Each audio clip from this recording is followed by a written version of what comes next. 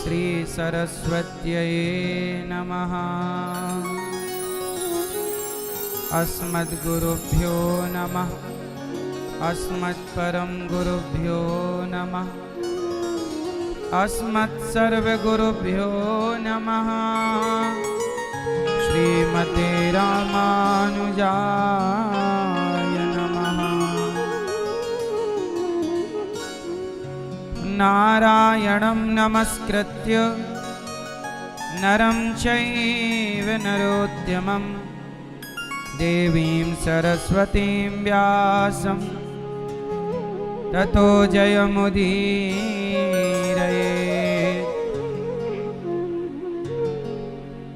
लक्ष्मीनाथ समारंभां नाथयामुनिमध्यमाम् अस्मदाचार्यपर्यन्तां वन्दे गुरु परम्पराम्।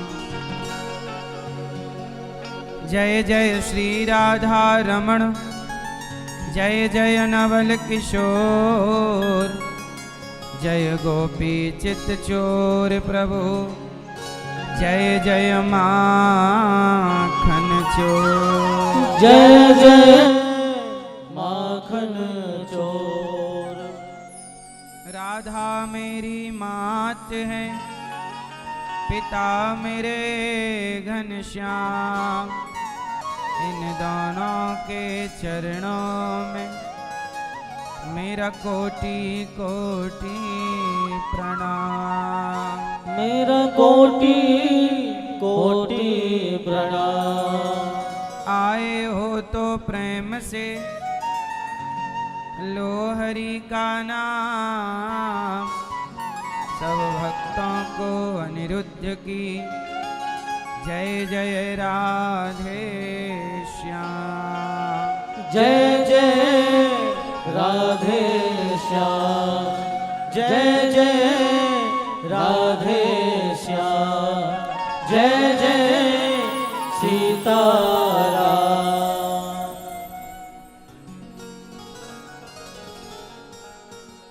चलो सत्संग में चलें, हमें हरि गुण गाना है। सांवरे से मिलने का, सांवरे से मिलने का सत्संग ही बहाना है।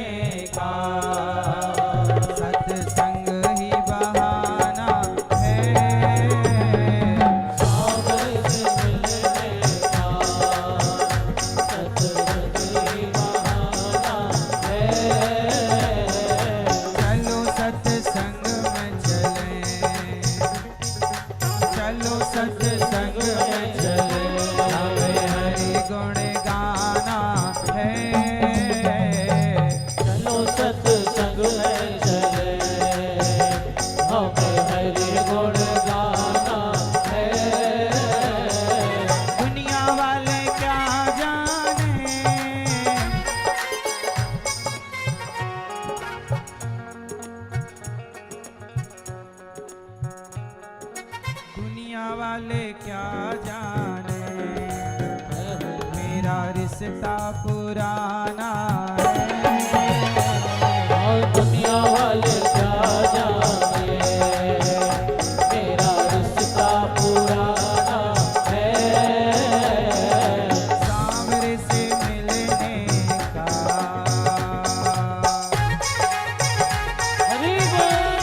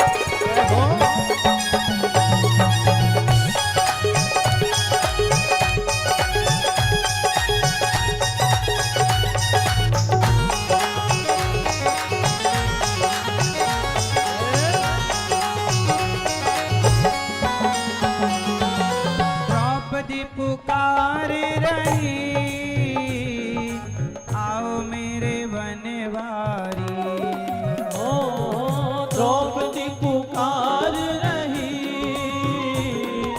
आओ मेरे बनवारी।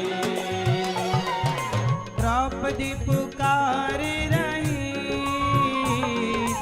आओ मेरे, आओ मेरे, आओ मेरे बनवारी। द्रौपदी पुकार रही, आओ मेरे बनवारी। चीर बढ़ा जाओ मेरा, चीर बढ़ा जाओ मेरा, मेरी लाज को बचाना है। बढ़ा जाओ मेरा, मेरी लाज को बचाना है। सांवरे से मिलने का सत्संग ही बहाना है, सांवरे से मिलने का।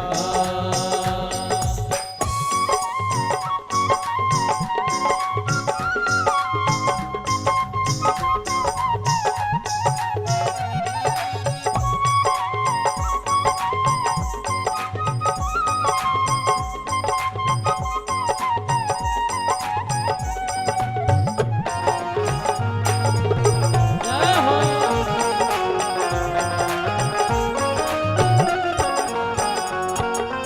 शबरी पुकार रही, आओ मेरे रघुराई। ओ शबरी पुकार रही, आओ मेरे रघुराई।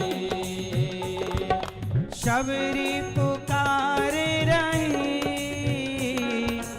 आओ, आओ, आओ मेरे रघुराई। ओ शबरी पुकार रही, आओ मेरे रघुराई। खट्टे मीठे, खट्टे मीठे, खट्टे मीठे बेरों का,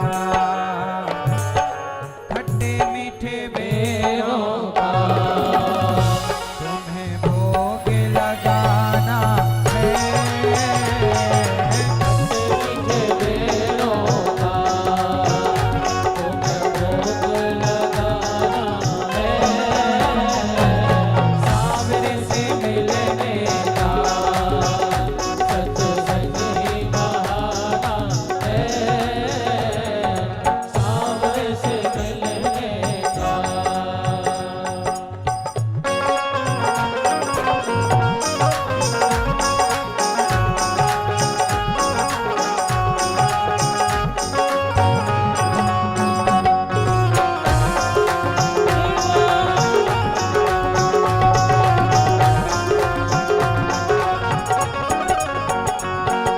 दुनिया में ढूंढा तुम्हें, संगम में पाया है। दुनिया में ढूंढा तुम्हें, संगम में पाया है। दुनिया में ढूंढा तुम्हें, संगम में पाया है। ओ दुनिया में ढूंढा तुम्हें, संगम में पाया है। भक्तों के हृदय में दुनिया वाले जाया है, ओ रास्ता पुराना है, सांवरे से मिलने का सत्संग ही बहाना है। सांवरे से मिलने का सत्संग ही बहाना है। सांवरे से मिलने का सत्संग ही बहाना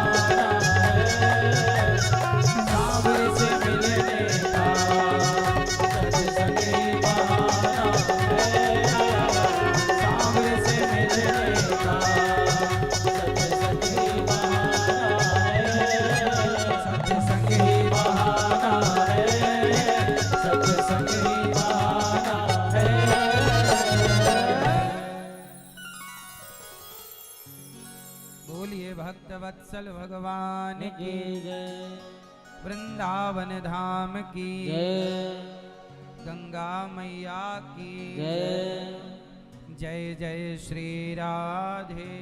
श्याम। परम मंगलमय परात्पर अखिलेश्वर अखिल ब्रह्मांड नायक परात्पर परब्रह्म भगवान श्री कृष्ण की वांगमयी प्रतिमूर्ति श्रीमद् भागवत महापुराण दूर दूर से आई हमारी माताएं बहनें श्रोतागण भक्तगण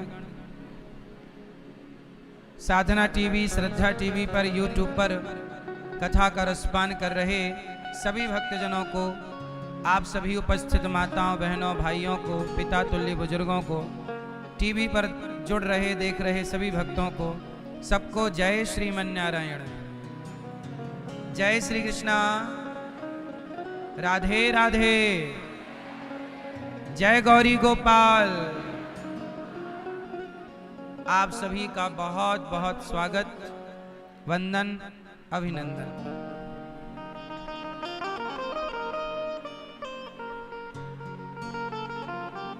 भगवान की ये पावन कथा और आप सभी भक्तों की पवित्र पावन उपस्थिति, सभी को बारंबार नमन, बारंबार प्रणाम।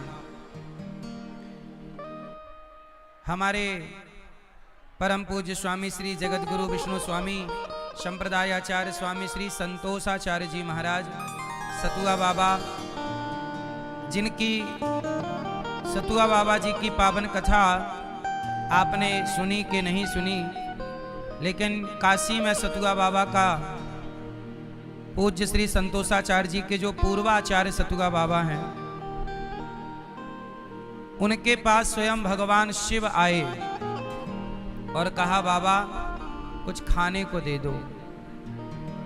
तो चना का सत्तू बना करके दे दिया।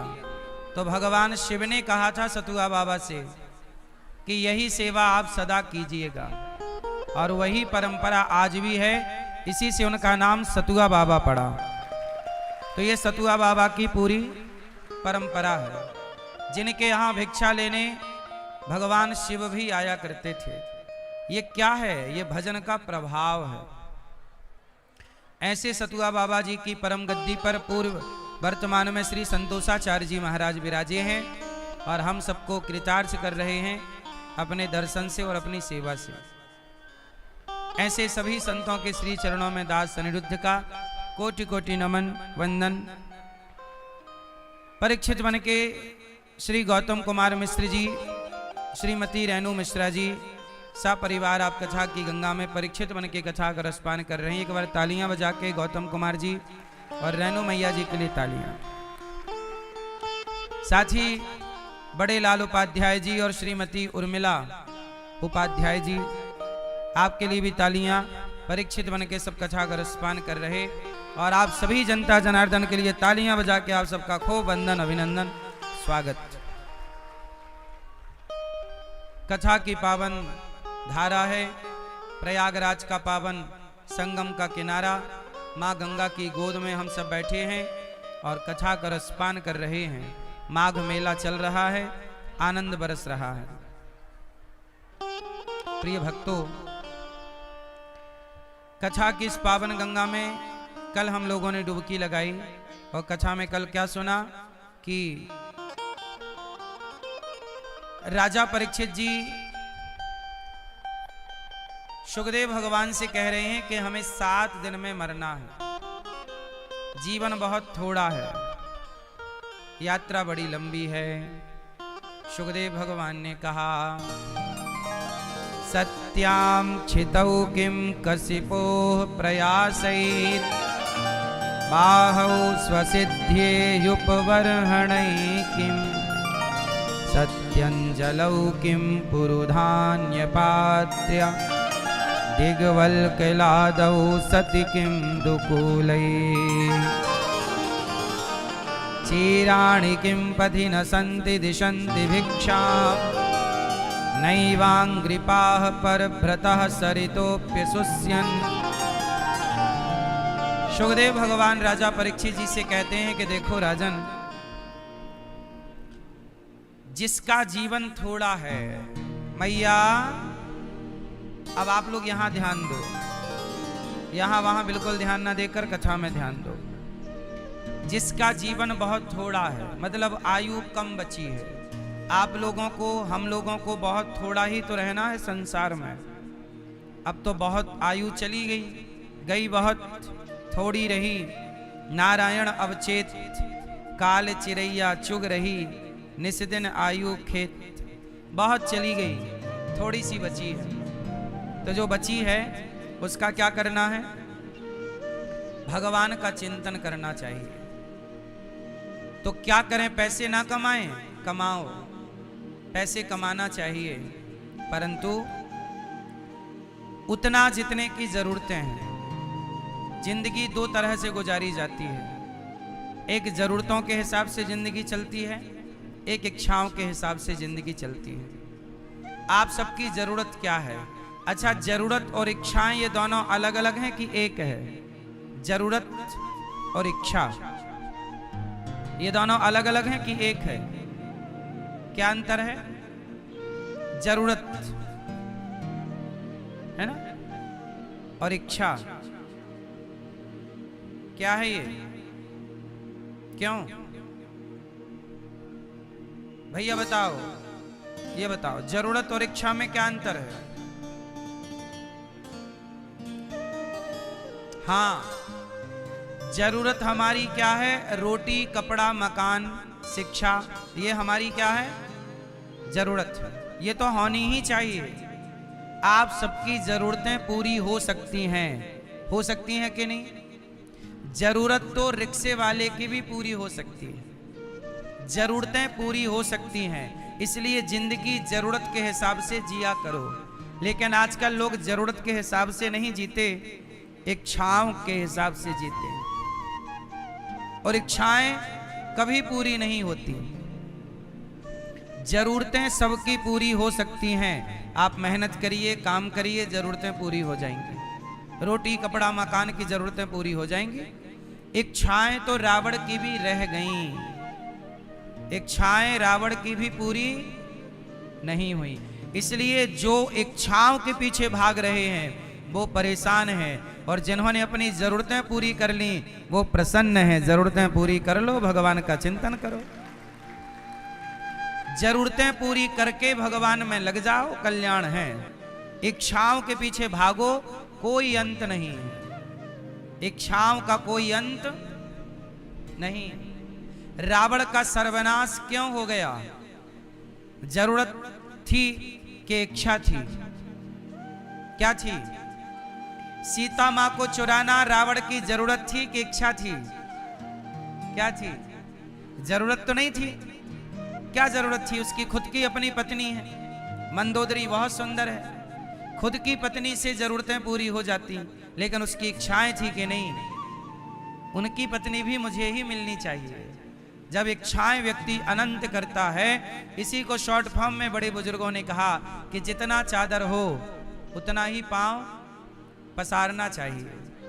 तो आपको इच्छाओं का गुलाम नहीं होना चाहिए। आजकल लोग इच्छाओं के गुलाम हैं। सुखदेव भगवान वही कहते हैं कि सत्याम छितौ किम कसिपो प्रयासई। जब जमीन पर सोने से काम चल जाए तो बिस्तर की इच्छा नहीं होनी चाहिए। जमी पर लेट जाते हैं, सिराने हाथ रखते हैं। हम तो अपना तकिया बिस्तर हमेशा साथ रखते हैं, है ना। जमी पर लेट जाते हैं, सिराने हाथ रखते हैं, और हम तो अपना तकिया बिस्तर हमेशा साथ रखते हैं। इच्छाएं जिसकी जितनी कम होंगी वह व्यक्ति उतना प्रसन्न होगा। होठों पे मुस्कान है आपके, मतलब आपकी इच्छाएं कम हैं, और आप बहुत परेशान हैं, मतलब आपकी इच्छाएं ज्यादा है। जीवन सुख के लिए मिला है, पर यहां इच्छाओं का गुलाम होकर व्यक्ति दुखी दुखी होता रहता है। अब आप ही बताइए कि रावण जैसे समृद्धवान राजा का सर्वनाश हो गया, इच्छाओं के कारण। अच्छा ये बताओ, दुर्योधन का सर्वनाश किसके कारण हुआ? जरूरत के कारण कि इच्छाओं के कारण? बोलो। दुर्योधन का अपना स्वयं का राज्य था। क्या राज्य था? इंद्रप्रस्थ, हस्तिनापुर। हस्तिनापुर अपना खुद का शासन था, खुद का राज्य था। लेकिन वो ये चाहता था कि पांडवों का राज्य भी हमें मिल जाए, पांडवों का धन भी मैं जीत लूं, कैसे उनका भी धन मुझे प्राप्त हो जाए। तो ये इच्छा है कि कामना है? ये इच्छा है कि जरूरत है? बोलो। ये जरूरत नहीं थी पांडवों का धन लेने की, लेकिन दुर्योधन की कामनाओं ने दुर्योधन का नाश कर दिया। आप लोगों से प्रार्थना करता हूं, कामनाओं के गुलाम ना होइएगा। राम इतना दीजिए जामे कुटुंब समाए, मैं भी भूखा ना रहूं साधु न भूखा, यही जीवन का सिद्धांत हो। हे विधाता हमें इतना ही दो जिससे हम भूखे ना रहें और द्वार पे आया कोई साधु। बस ये कामना चाहिए और क्या।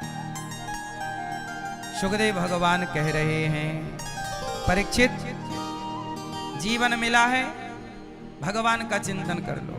अंते नारायण स्मृति, जिसका अंत में भगवान नारायण का स्मरण हो गया, जो भगवान के स्मरण में लग गया, उसी का कल्याण है, उसी की गति है, वरना सबकी दुर्गति होनी निश्चित है।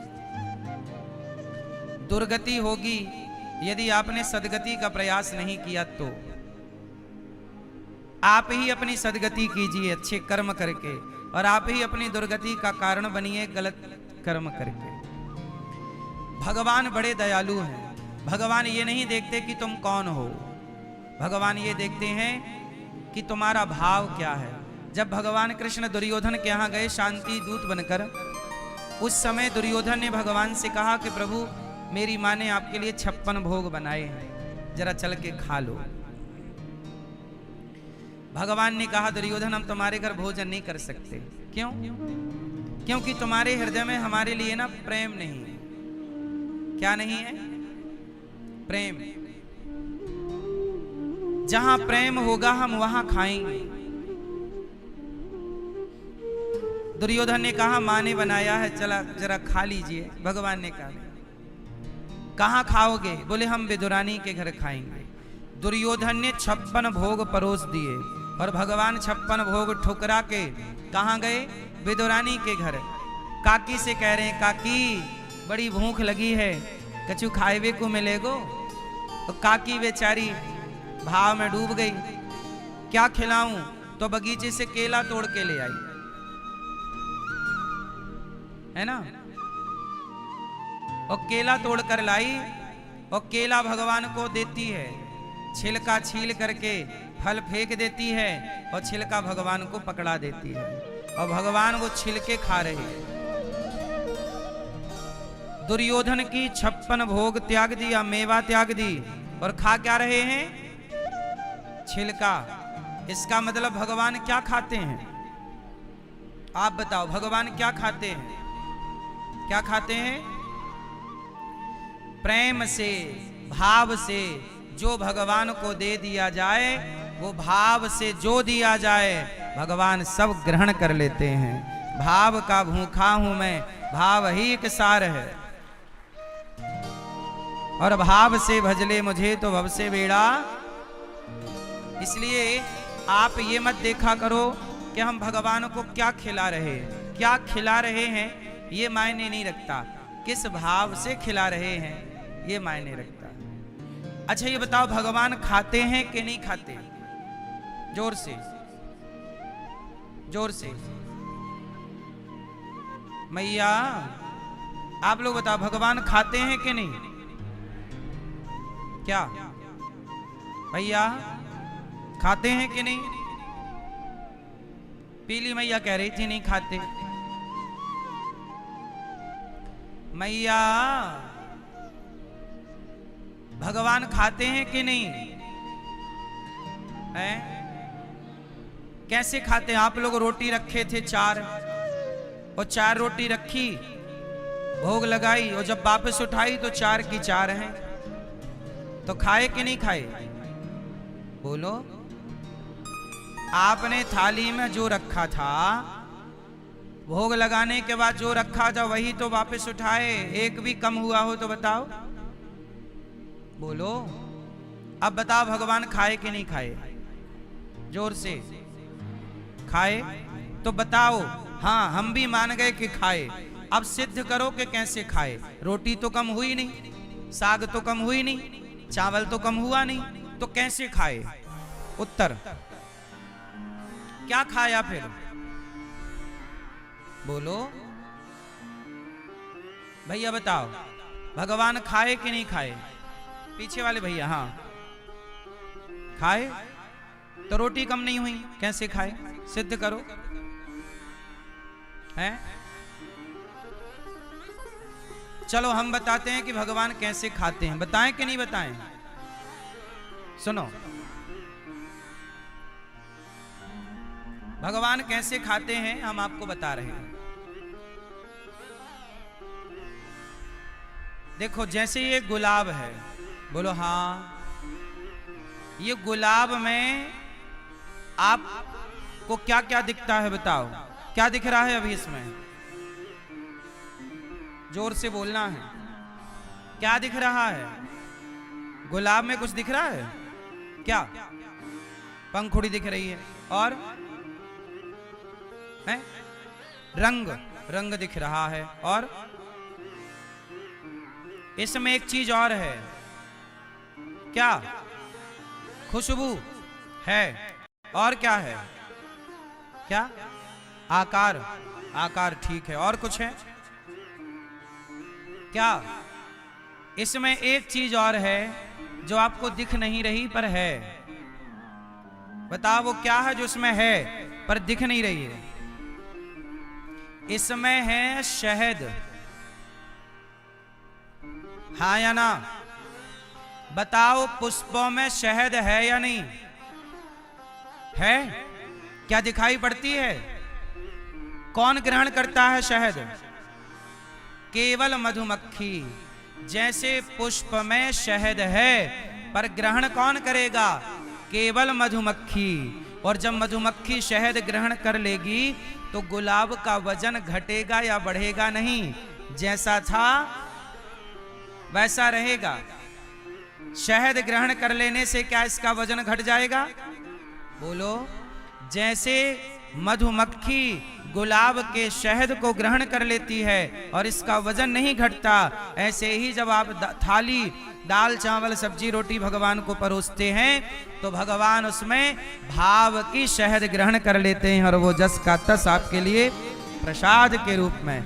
जैसे ये गुलाब भी मधुमक्खी ने इससे शहद निकाल लिया है, हाँ या ना?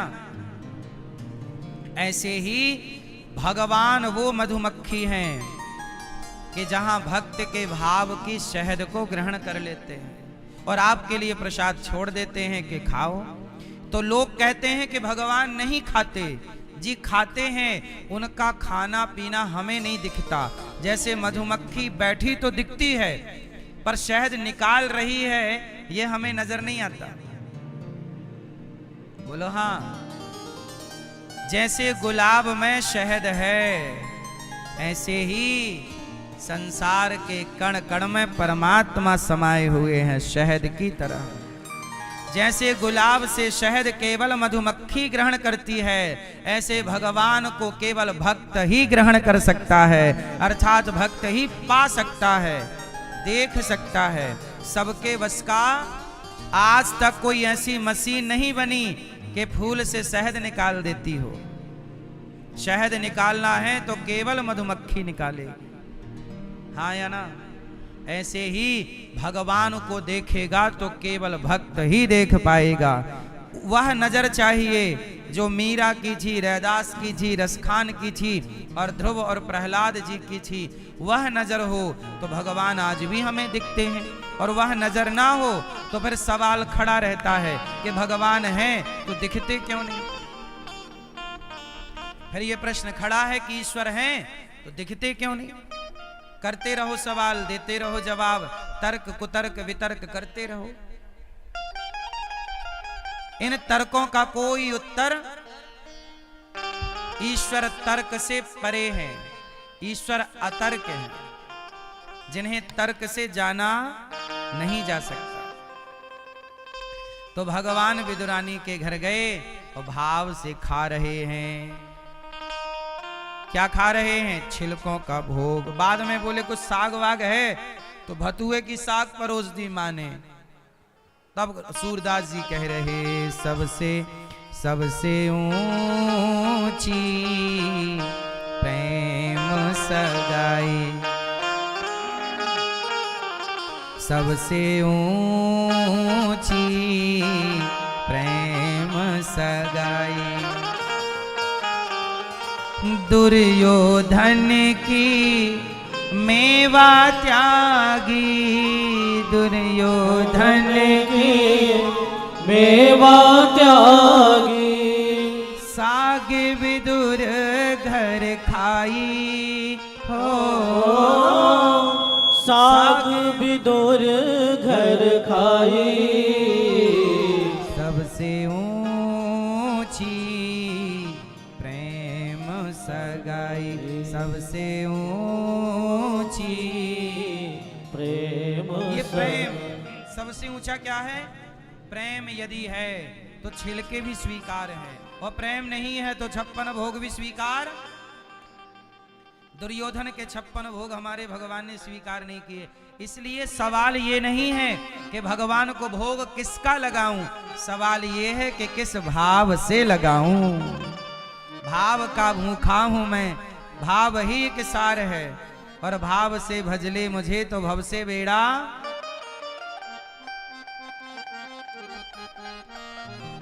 जब भगवान अपनी लीला पूरी करके गए तो विदुर जी महाराज ने मैत्रेय जी से सवाल किया, सुखाय कर्माणि करोति लोको न तैः सुखम वान्यदुपारवं वा विन्देत भूयस्तत एव दुःखं यदत्र युक्तं भगवान् वदेन्नः। सुखाय कर्माणि करोति लोको। विदुर जी मैत्रेय जी से कह रहे हैं सारी दुनिया सुख के लिए कार्य करती है पर मिलता है दुख। अच्छा ये बताओ आप लोग सुखी ज्यादा हैं कि दुखी ज्यादा हैं? मैया आपके जीवन में सुख ज्यादा है कि दुख ज्यादा है? भैया आपके जीवन में दुख ज्यादा है। शादी हो गई? बस। आपके जीवन में सुख ज्यादा है कि दुख? हाँ क्या है? सुख ज्यादा है। थोड़ा अपना सुख इस तरफ भी ट्रांसफर कर दो, ये भैया परेशान है बेचारे। ये कह रहे थे जब से हुई है शादी आंसू बहा रहा हूं, है ना। मुसीबत गले पड़ी है उसको निभा रहा हूं। तुम ही तो घोड़े में बैठ के नाच रहे थे, अब रो रहे हो।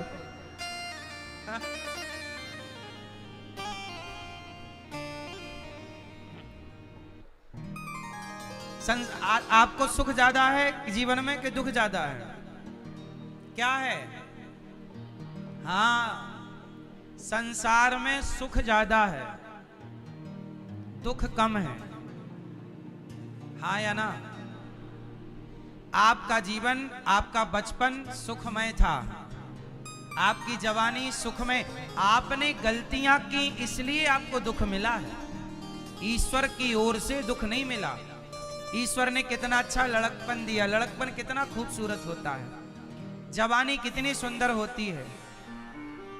यदि आपने जवानी का उपयोग ठीक किया तो बुढ़ापा भी सुखद होता है। जवानी बिगड़ती है तो बुढ़ापा बिगड़ जाता है। तो संसार में सुख की मात्रा ज्यादा है, लेकिन सुख कहां है? यदि आप सुख ढूंढेंगे पत्नी में तो आप गलत हैं। सुख ढूंढेंगे यदि आप पैसे में तो आप गलत हैं। सुख ढूंढेंगे यदि आप संसार के पद प्रतिष्ठा में तो आप गलत हैं। संसार में सुख ज्यादा है, पर कब? जब आप अपने आप को भगवान से जोड़ देते हैं तब सुख ज्यादा है। और जगत से जोड़े रखेंगे तो फिर दुख ज्यादा मिलेगा, फिर तो पत्नी भी डंडे मारेगी। हाँ या ना? संसार से संभावनाएं आपने ज्यादा बना रखी हैं। आपकी संभावनाएं आपको दुख देती हैं। आपको पत्नी से उम्मीद बहुत ज्यादा है, आपको बेटे से उम्मीदें बहुत ज्यादा हैं। किससे उम्मीदें हैं? कि मेरा बेटा पढ़ लिख के बड़ा IAS IPS बनेगा, ये बनेगा, वो बनेगा, और नहीं बन पाया तो कष्ट। उम्मीदें बेटे से हैं, बेटे ने उम्मीदें पार कर ली तो सही है, और उम्मीदों पे खरा नहीं उतरा तो बेटा गलत है। आपने उम्मीदें जो कर रखी हैं संसार से, पत्नी से उम्मीदें हैं कि पत्नी हमें सुख देगी, पति से उम्मीदें हैं कि पति हमारा अच्छा है। अब देखो, उम्मीदों से तो ब्याह होता है। स्त्रियां, लड़की का पिता ढूंढता है कि लड़का अच्छा हो, कमाने वाला हो, क्योंकि लड़के से मतलब कम है, उसकी कमाई, उसकी इनकम, उसके पैसे से मतलब ज्यादा होता है, ताकि ये ना रहे तो मेरी बेटी परेशान ना हो इसके ना रहने पर भी। लड़की का बाप चारों तरफ सोचता है कि कल को ये ना रहे तो कुछ रहे भाई। तो मतलब लड़के की उतनी जरूरत नहीं है जितनी उसके बैकग्राउंड की जरूरत है। बोलो हाँ। आजकल लोग बीमा भी करते हैं कि भाई हम ना रहे तो पैसा रहे, मतलब आप रहो ना रहो, पैसा रहना चाहिए। तुम जाओ चूल्हे में, पैसा रहे बस। ये तो रिश्तों की हालत है आजकल। बोलो हाँ। उम्मीदें ज्यादा है संसार में। जब से आप लोगों ने उम्मीदें शुरू कर दी ज्यादा, तब से आप परेशान हैं। जहां उम्मीदें ना होंगी वहां परेशानी भी ना होगी। हमें आपसे कोई उम्मीद ना हो, अरे उम्मीद हमारी तो हमारे भगवान हमारी उम्मीद है। हम क्यों जगत से उम्मीदें करें? हमें बेटा क्या देगा? बेटा तू अपना कमा, अपना खा, हमें तेरे से कुछ नहीं चाहिए। पत्नी हमें क्या सुख देगी? पति हमें क्या सुख देगा? सबसे ज्यादा सुख किसने दिया है आपको? सच बताओ मैया, सबसे ज्यादा सुख आपको किसने दिया? भैया बताओ, किसने दिया? अच्छा बताओ, देखने का सुख है कि नहीं? आप अंधे होते तो इस सुख से वंचित होते, बहरे होते तो सुनने के सुख से वंचित होते, लंगड़े होते तो चलने के सुख से वंचित होते। चलना भी तो सुख है। लंगड़े से पूछो कि चलना कितना बड़ा सुख है, अंधे से पूछो कि देखना कितना बड़ा सुख है, बहरे से पूछो कि सुनना कितना बड़ा सुख है। और ये सारा सुख तुम्हारी पत्नी, तुम्हारे पति ने नहीं, तुम्हारी बेटी, तुम्हारे बेटे ने नहीं, ये सुख तुम्हें परमात्मा ने दे रखा है ऑलरेडी। फिर भी आप उम्मीदें संसार से करते हैं। क्यों? उम्मीदें जगत से नहीं, संसार में काम करो, मेहनत करो, कार्य करो, कर्मण्येवाधिकारस्ते, तू कार्य करता चल। लेकिन संभावनाएं जगत से क्या? मेरी उम्मीदें जगत नहीं है, मेरी उम्मीद तो जगन्नाथ है। हे प्रभु, जो हो आप। हमें कुछ चाहिए तो भगवान से कहेंगे, हम आपसे क्या कहें? हमें कुछ चाहिए, आप हमें क्या दोगे? एक बात बताओ, सुदामा सारी जिंदगी भिक्षा मांगते रहे, क्या दे दिया दुनिया ने? लेकिन जब एक बार भगवान की शरण में गए, तो एक बार गए भगवान के पास, तो भगवान ने ऐसा दिया कि फिर किसी से मांगने की जरूरत नहीं पड़ी। तो जगत के आगे तो हाथ फैलाते रहोगे, जगत तो उतना ही देगा कि आप पुनः आओ, लेकिन भगवान इतना देंगे कि फिर तुम्हें किसी के आगे हाथ फैलाने की जरूरत। इसलिए कहता हूं, जगत के आगे जाने से अच्छा है, जगत के आगे रोने से अच्छा है, जगन्नाथ के आगे रोया जाए, जगन्नाथ से कहा जाए भगवान पे आश्रित रहो। आप लोग आश्रित हो गए हैं संसार में, इन पे आश्रित, उन पे आश्रित, उन पे क्या मतलब है? ये दुनिया क्या दे सकती है तुम्हें? क्या देगी? अभी मैं आपको एक कथा सुनाऊंगा ध्रुव जी की। ध्रुव जी अपने पिता की गोद में बैठने गए, ध्यान से सुनना। ध्रुव जी अपने पिता की गोद में बैठने गए तो बगल में बैठी उनकी सौतेली माता ने हाथ पकड़ के नीचे गिरा दिया। ए लाला बेटा सुन, तू इस गोद में नहीं बैठ सकता। क्यों? क्योंकि तू अभागिन का बेटा है। जा तपसा राज्य पुरुषम तस्यैवान ग्रहेण में, पहले तपस्या कर और तपस्या करके जब भगवान मिले तो बोलना कि मुझे सुरुचि के गर्भ से जन्म दो। जब तू मेरा बेटा बनेगा, मेरे गर्भ से जन्म लेगा, तब तू इस पिता की गोद में बैठेगा। देखो जरा ध्रुव जी की उम्मीद क्या है, इच्छाएं क्या है कि पिता की गोद में बैठो। और पिता की गोद में बैठने गए तो बगल में बैठी सौतेली मां ने दुत्कार दिया कुत्तों की तरह। चल दुत्कारे जाओगे यदि संसार से उम्मीदें रखी हैं तो। इसलिए कहता हूं कि जब मां ने दुत्कार दिया और ध्रुव जी अपनी मां के पास गए, मां ने कहा क्यों रो रहे हो? बोले मां ने दुत्कार दिया, निकाल दिया घर से, कह दिया तू अभागिन का बेटा है। तो सुनीति ने कहा बेटा ठीक तो कहा तेरी मां ने, सत्यम सुरुच्या विहितम भवान में यद दुर्भगाया उदरेक रही था। तू मेरे गर्भ से जन्म लिया, मैं अभागिन हूं, तुझे तेरा पिता ना दिला सकी। लेकिन बेटा जा तू तपस्या कर, तेरी मां ने, तेरी सौतेली मां ने तुझे दुत्कार के निकाल दिया है। बेटा जाकर तू तपस्या कर, तू तपस्या करेगा और भगवान की गोद पाएगा। तो भगवान की गोद पा लेने के बाद फिर और किसी की गोद की जरूरत ही नहीं पड़ती। बेटा जा। क्या पाठ पढ़ा दिया मां ने, क्या रास्ता बता दिया मां ने, और ध्रुव जी चल पड़े। तो आपको ये बात हम केवल इसलिए कह रहे हैं कि संसार की गोद इतनी अच्छी नहीं है। ध्रुव जी गए, रास्ते में नारद जी मिल गए। नारद जी ने कहा बच्चा कहां जा रहा है? ध्रुव जी ने कहा कि मां ने गोद से उतार दिया है, मुझे अच्छा नहीं लग रहा है, मेरा अपमान हो गया। नारद जी ने कहा तू तो अभी 5 साल का है रे, 5 साल के बच्चे का भी कोई अपमान होता है? जा, तेरा तो दूध पीने का टाइम है, माँ की गोद में खेलने का टाइम है, जा, ये कोई उम्र भगवान को पा लेने की नहीं है। ध्रुव जी बोले नहीं, पा लेने की उम्र होए या ना होए, लेकिन अब मैं भगवान को पाकर ही रहूंगा। और जब नारद जी ने देखा कि बालक का संकल्प बिल्कुल दृढ़ है, मंत्र जाप मम दृढ़ विश्वासा, पंचम भजन सुवेद प्रकाशा, चल पड़े ध्रुव जी महाराज मुझे या तो मर जाने दो या भगवान का रास्ता बताओ। तब नारद जी ने मंत्र दिया ओम नमो भगवते, ओम नमो भगवते वासुदेवाय। और वृंदावन ब्रजमंडल में मधुवन में जाकर के यमुना के तट पर ध्रुव जी महाराज ने तपस्या की और जो जाप किया नारद जी ने विधि बताई, उस विधि का अनुसरण किया। 3 दिन में एक बार ध्रुव जी खाते हैं, फिर दूसरा माह लगा तो 6 दिन में एक बार खाते हैं और साधना को बढ़ाते हैं। केवल भगवान में मन लगा है, संसार में मन लगाए थे। जब तक मन जगत में लगा दुनिया दुत्कारती रही, और जब से मन जगन्नाथ में लगा तो जिस बाप ने गोद में बिठाया नहीं वही बाप तड़पने लगा कि मेरा बेटा कहाँ चला गया, मेरा बेटा कहाँ चला गया, रोने लगे। और 5 माह पूरे हुए।